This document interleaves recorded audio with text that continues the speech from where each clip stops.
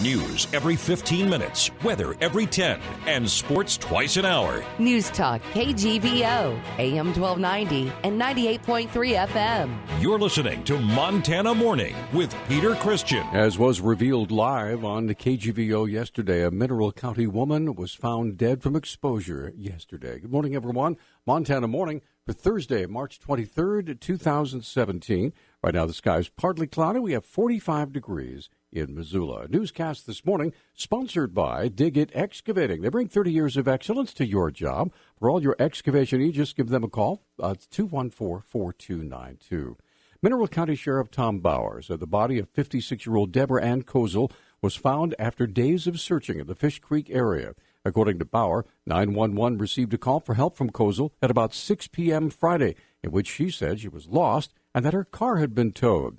Investigators tried to ping the phone to find her location, but the process did not work. My deputies began searching, looking for a needle in the haystack, not knowing where to look.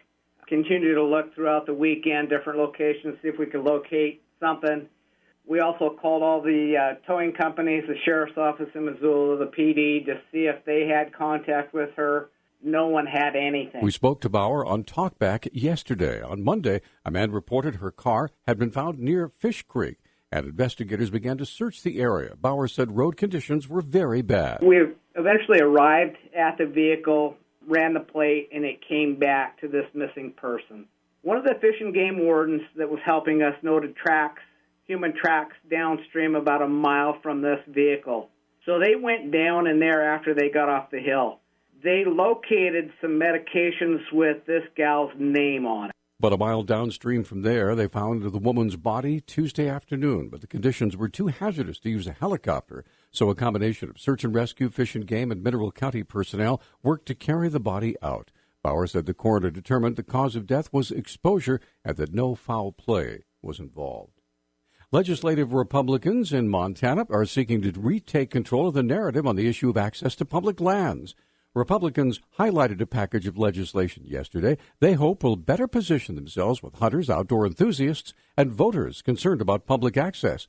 Democrats say they welcome the Republicans' embrace of the issue that they say has been their own for a long time. Public access is particularly important in a state with some of the country's most expansive wildlands and most pristine rivers and lakes. The subject is already a key talking point in the special congressional election underway, as it was last fall in the governor's race. Senate Majority Leader Fred Thomas said the 5 legislative proposals his caucus is highlighting show the party's support for expanding access. There are many rumors and accusations swirling in Frenchtown after a teacher in the local school system has been accused of inappropriate touching.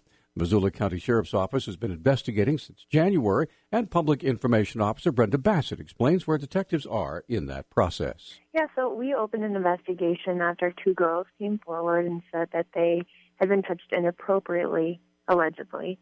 So our detective has been conducting interviews with a number of people. It's still an active investigation. It's still open.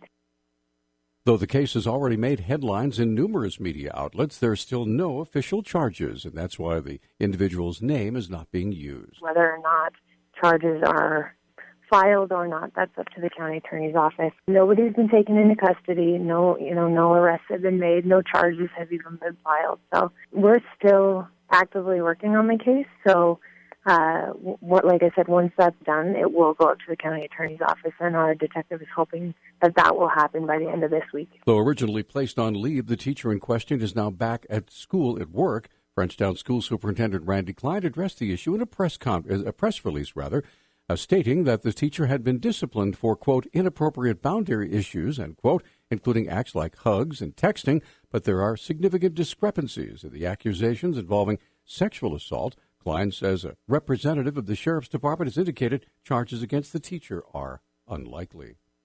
Operations to kill bison in Yellowstone National Park for slaughter have come to an end, with more than 1,200 bison culled this past winter. The Bozeman Daily Chronicle reports the park released figures yesterday showing 748 bison were consigned to slaughter this year. Another 453 were killed by hunters from Native American tribes and from the state of Montana. The total winter death toll marks the highest number of bison killed in the Yellowstone area since 2008. It also falls just short of the removal goal bison managers set in the fall.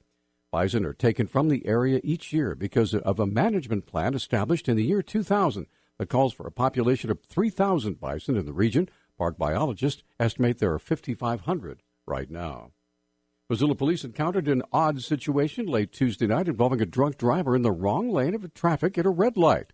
Police Public Information Officer Travis Welsh has more. Just before midnight, an officer initiated a traffic stop on a vehicle that he encountered as he approached the intersection of Russell and 39th Street. As he got close to the intersection, he noticed a vehicle facing southbound but in one of the northbound lanes, waiting for the red traffic signal to change. Welsh says it's unclear just how long the driver was waiting at that red light, but if a police officer hadn't stepped in, he could have been there, quite literally, all night. The sensors had not been tripped.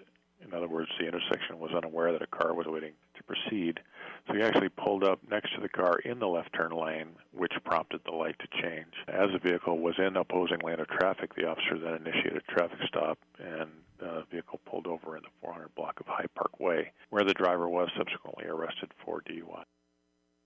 48-year-old Aaron Moser was actually charged with a felony DUI because he's been convicted on DUI charges at least 3 other times in the past.